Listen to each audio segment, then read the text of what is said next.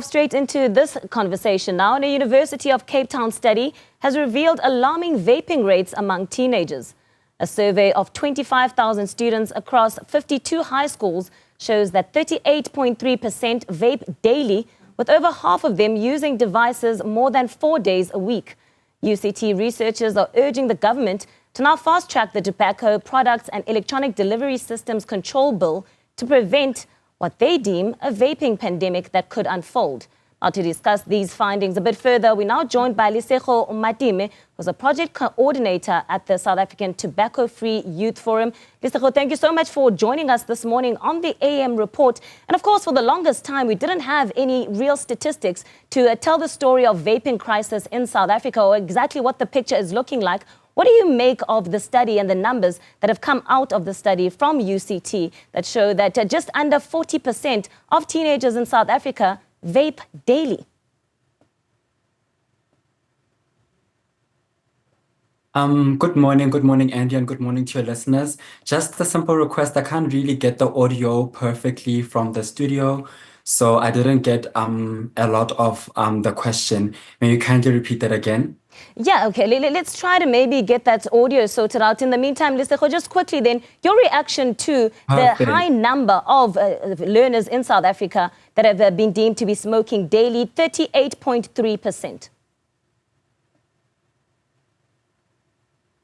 Thank you so much. That is quite concerning, but I feel like for the organization, my organization, such as the South African Tobacco-Free Youth Forum, as well as a network that we're part of called the Protect Our Next campaign, which are constantly fighting to ensure that there's public education and awareness around the harms of these products. We are not that much surprised. We see these results, in real time. The activations that we do, the initiatives that we're part of, the schools that we visit, the teachers are constantly, distressed, parents as well, about the high levels of, teens using these products. So studies such as the one that Prof has just released or published rather, Prof Van Zyl, they just sort of like validate the work that we do, but also give us sort of like amplify our voice in terms of making sure that people know that this is happening in South Africa and then to their children.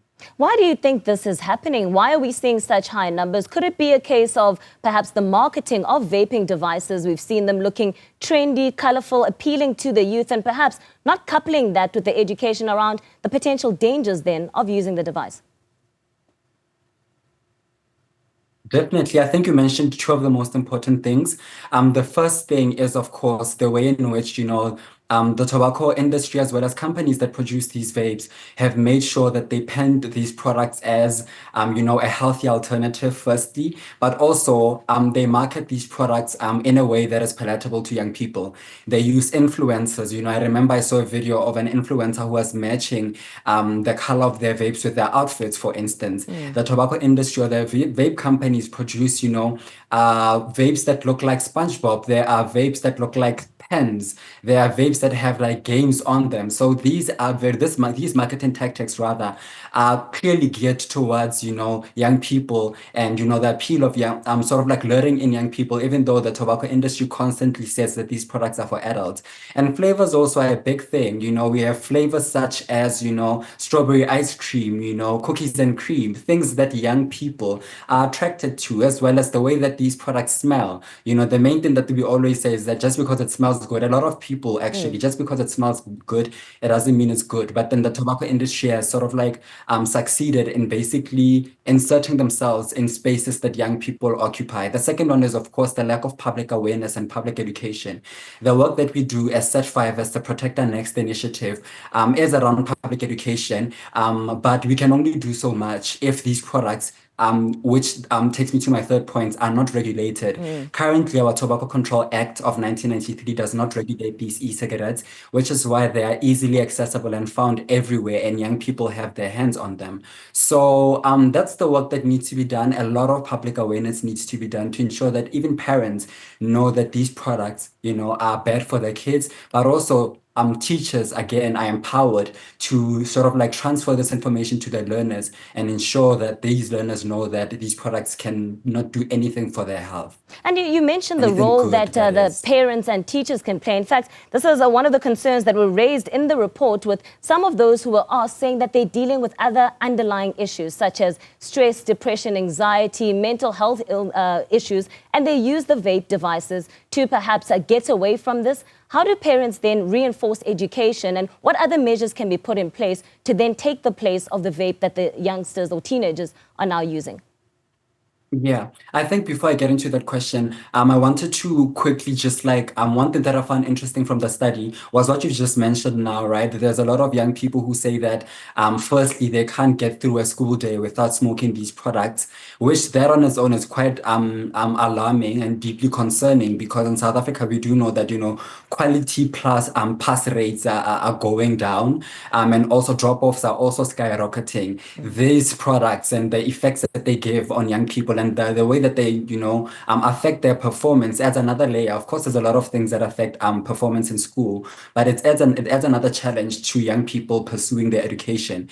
But what's most interesting as well is that as much as young people say they use these products, or high school pupils say they use these products to sort of like cope with stress, to be able to deal with their academics. There are studies that have found that these products actually exacerbate the symptoms of depression, for instance, symptoms of ADHD. A lot of young people who use these products frequently do end up becoming more sadder or becoming, having crying spells. So the main thing that's important is public awareness and education, particularly geared towards parents, because parents are where, kids, young people get their first sort of like, not discipline, but then that's where they learn from mostly. There's the first system of structure and learning. So parents need to be empowered, because in some of the schools that the Protect Our Next, initiative goes to, as well as Set 5, we do get cases where principals are saying that parents of young people come fuming to their offices, asking them to give back the vapes that they, as the parents, have bought to their kids, because they believe that this is an intervention that can help their kids cope. But that is nothing from the truth. The main thing that is important is for sort of like interventions, cessation interventions, and also interventions that are geared towards ensuring that young people have as much support as possible. I think that's a challenge, especially if we look at underserved communities in South Africa, for them to have such a resource, educational psychologists, or other counseling psychologists and facilities that can ensure that young people are attended to when it comes to dealing and coping with stress. However, healthcare professionals in South Africa need to also be equipped with those skills to deal with young people and cessation. And as we wrap up then, let's deal with some of the common misconceptions or myths, one of which is that vapes are somewhat harmless or less so than tobacco products. And to the point that you were making, some of the questions that were asked to the students were, teenagers rather, how long do they wait between waking up and vaping? Can they get through the entire day of school without vaping? And a lot of them answered to this, to the negative, which shows somewhat of an issue of addiction. Do you believe that we could be then headed towards somewhat of a pandemic with this vaping crisis if the legislation that you're proposing is not put in place? Most definitely. I think that's essentially where we're headed, with the early stages, but almost through the intermediate stages of an epidemic.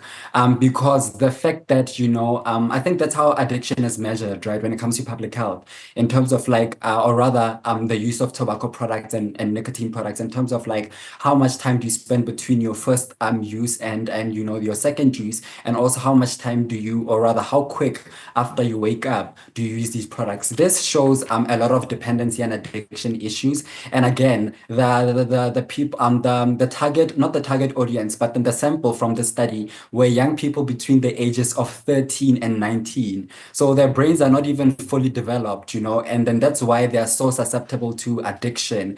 And it is, again, I think going back to what I've said, that performance in South Africa, especially when it comes to education, it's quite a bit difficult, not the best. So So this is just adding another layer of difficulty to young people, right? So addiction is something, or rather tobacco addiction is something that can be preventable. If there's policies, if there's public education and public education interventions that are set in place, this is not a battle that we can't win. It's going to take time because we have a lot of opposing forces that we're working against. However, it's something that can be done. And there's no young person who is 13 years old who has to be addicted to products. Another Should we thing that then came be from the looking study was at that an age when these young restriction, people who use these Lesego? products, Apologies for interjecting then. You're talking about 13-year-olds, 14-year-olds. Should we be looking at an age restriction as a quick fix here to say, well, let's maybe put it at 18 or whatever the age restriction might be, and no persons younger than that should have access to a vape, and selling that to those individuals could then be classified as a criminal offense? Definitely, I think it's still there, right?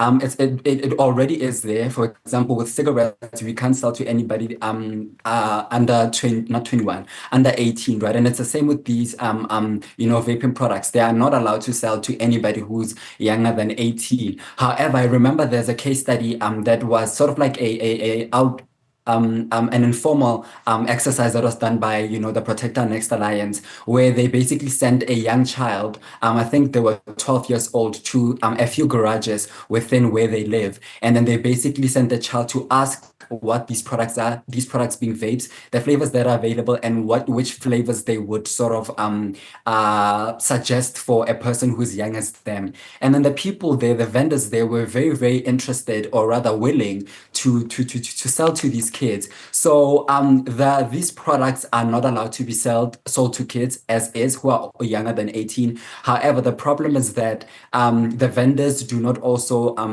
sort of like exercise that, but also parents and legal or rather guardians send kids to buy these products. So kids can go to stores at the guise of, my parents have sent me to do this, right? To buy this, and then they never question that. But at one end, these products are actually for these kids. They're also available at your Uber Eats, these grocery shopping apps, which also opens up accessibility. And the main reason why we're seeing this is because there isn't proper regulation enforced around these products. We are running a poll this morning where we're asking our viewers how concerned they are about the rise in vaping among South Africans, considering, of course, the study that we were just discussing. And so far, we've got 95% of our viewers saying they're very concerned.